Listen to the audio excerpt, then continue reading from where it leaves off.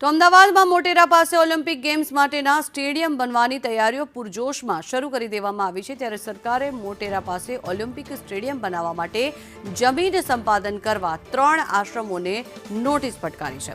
મોટેરાના આસારામ આશ્રમ ઉપરાંત અન્ય 2 આશ્રમને પણ 140 એકર જમીન ખાલી કરાવવા માટે અમદાવાદ જિલ્લા કલેક્ટરે નોટિસ ફટકારી। આ 140 એકરમાંથી 85% જમીન તો આસારામ આશ્રમની જ છે, જ્યારે ભારતીય સેવા સમાજ અને સદાશિવ પ્રજ્ઞા મંડળ ખાતે બાકીની 20 એકર જમીન છે।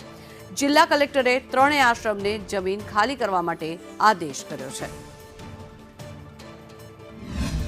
સરકારશ્રી દ્વારા આસારામ આશ્રમ, સદાશિવ પ્રજ્ઞા મંડળ અને ભારતીય સેવા સમાજ એ ત્રણેય સંસ્થાઓને જે તે વખતે જુદા જુદા હુકમોથી શરતી જમીન ફાળવણી કરવામાં આવેલી હતી।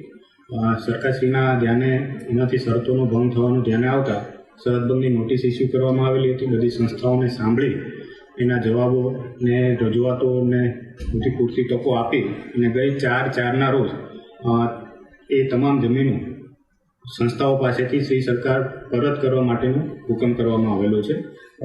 એની બેઝિક ડિટેલ હું આપને આપું તો સંત શ્રી આસારામ આશ્રમની જે મોટેરા ખાતેની જમીન છે એ કુલ 33,980 ચોરસ મીટર, ભારતીય સેવા સમાજ પાસેથી 80,940 ચોરસ મીટર અને સદાશિવ પ્રજ્ઞા મંડળ મોટેરા પાસેથી 12,207 ચોરસ મીટર જમીન સરકાર દાખલ કરવા